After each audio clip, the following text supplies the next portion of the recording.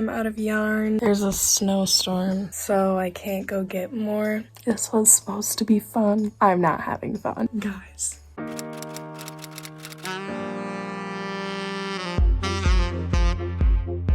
Hi everyone, welcome back to my channel. Today I'm going to be making the chunky knit sweater of my dreams. Now this sweater was originally made by Hope Maculae on Instagram. I will tag it below. It is 380 euros, and honestly the product that she makes is so beautiful. It's handmade for every single order and it's made out of like 100% merino wool. And that stuff alone is very expensive. I totally understand like her price point. It's just too expensive for me to buy and I really wanted one, so I'm going to be making it myself. I've seen other videos like this already, and the ones that I watched to like inspire me to actually do this was Alexis Sunshine 83, Sarah Pan, and Dandy Bambi, who I actually followed her tutorial to make it, and I will link all of their videos below so you guys can go watch those too. Okay, so for the yarn, most people that made this used roving, which is basically just a bunch of individual strands. That's like what the wool is too, but they're not washable, so I went with blanket yarn. I went to Hobby Lobby and they had this brand Yarn Bee and it was only $6.99, but it was 70% off, so I got 4 of these and they were only $21 total. So the first color is this off-white one, and then I have this teal, a light pink one, and then this like mustard yellow color. I think these colors together might make something really cool, and I'm honestly just gonna get started right now. I know some people these take like 2 days, but I feel like if I don't mess up, I can get it done a lot sooner than that.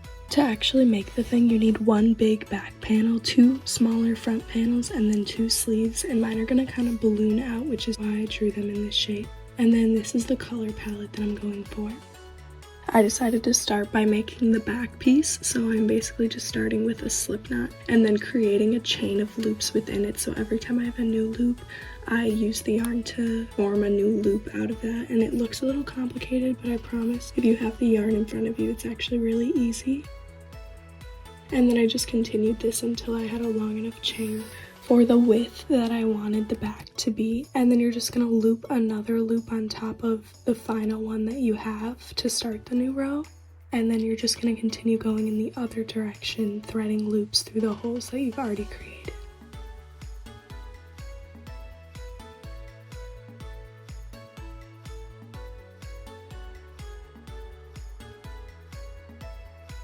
Guys, I'm this far and I think we have a problem. Seemed like a good size, but now I'm scared like it can wrap all the way around me. I decided I'm just gonna keep going because worst case scenario, I'll just have to make the front pieces like really small and it'll just kind of like wrap around pretty far, but I don't want to run out of yarn. I really don't know what to do, but I'm just gonna keep going. Okay guys, I took this cardigan that I really like the fit of and I laid it down next to this, and it's the perfect width. This is I think 4th or 5th row and I still have all of that left to do.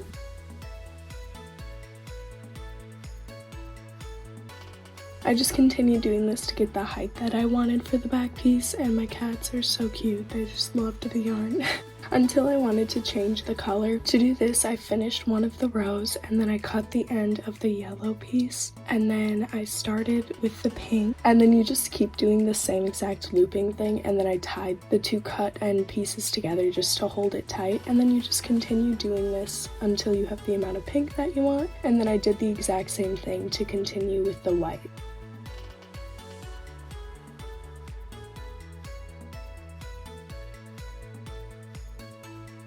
And once you finish one of the panels and you want to secure it, you're basically just gonna do another loop for the first 2 like you would if you were gonna continue with another row. And then you're gonna take the second loop and put it into the first loop. And then this will give you your new loop that you're gonna continue with.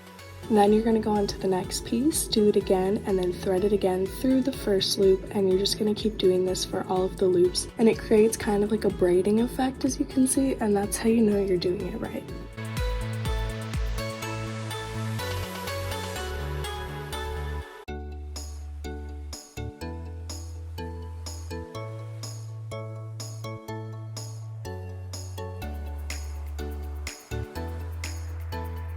The next piece that I started on was one of the front pieces, And you just want to make sure that it's less than half of the width of the back so that there's room for your neck in the end. And then you're just going to be doing the exact same thing.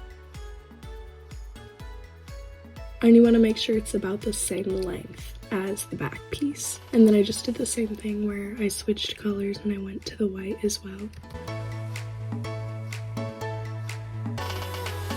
For the sleeves, you're going to start with a slip knot once again, and that is going to be your first loop.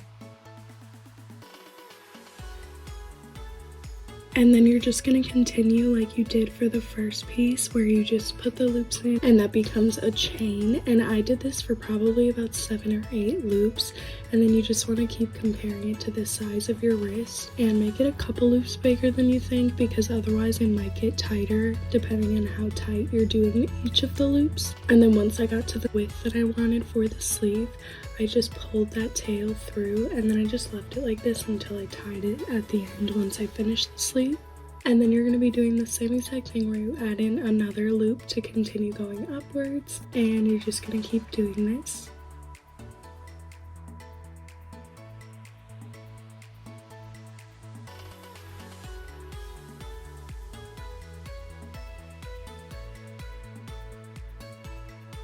If you want to do a balloon sleeve like I did, basically once I switched the colors I wanted it to be wider. As I was going, I just started inserting more loops into the previous loops. It's kind of hard to explain, but instead of just doing one loop for each of the previous loops that you had from the row before, you can actually do 2 in one of them, and then that will make that neck strand a little bit wider. And I just did this a couple times, not too much.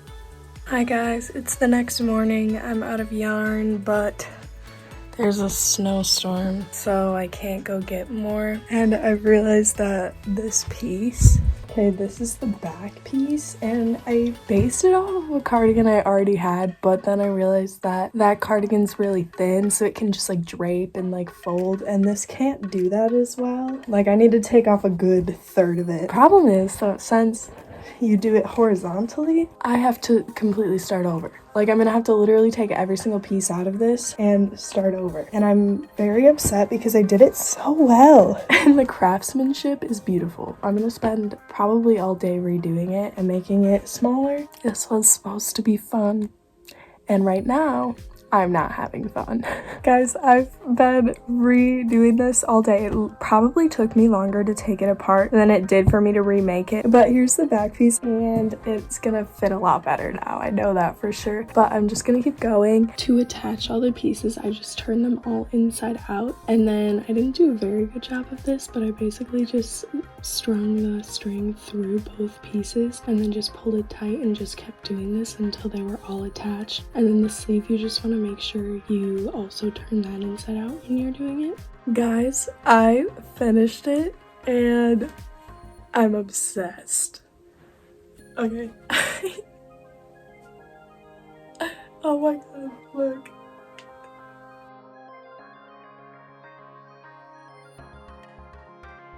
Okay guys, let's talk about the cardigan. Honestly, I love the colors that I picked and the pattern that I did. I think the sleeve looks amazing. It was a fun project. It took me a very long time, especially because I had to remake the back because it was too wide, and I'm really glad that I did that. It's still like a little wide, but now it's like more comfortable, and I think if I would have done it before, it just would be like this, and this is not the vibe I'm going for. If I'm at home and it's cold, which it always is in my house, I'm throwing this on. This is so comfortable. I could sleep on it. My cats loved it. They loved just sleeping on it. This is the end of the sleeve, and then this is all the front panel. I'd recommend making this a little bit bigger. Mine is just a little bit small. It's not too bad, but like depending on where it's sitting on my arms, it's a little uncomfortable. I think it looks really cool too, like the texture of the looping. I don't know, I just think it looks really cool and not like I made it myself. Honestly, I'd really recommend trying this at home. I did have to get more yarn because I made the back bigger, so if you made it shorter, I really do think you could get away with 4 balls of yarn. Overall, I made it for about $35, which is insane considering the originals are upwards upwards of $300, 380 euros. I love the original, and I love that it was an idea that I got inspired by and was able to make my own. It was a fun activity that I could just do in front of the TV. It was mindless because at one point after you do the first strand, you're literally just looping through until you get the entire length of the piece. So I might make a matching pant to go with it. I'm just kidding, but that would be pretty sick. I think it would be totally fine in the washing machine. I'm wearing something that I made out of yarn, and that just blows my mind. I hope you guys really enjoyed watching this video. Make sure to let me know in the comments if you like it, if you like the colors that I chose, and if you plan on making one, make sure you let me know because I'd love to see it. Alright guys, I'll see you next week. Bye!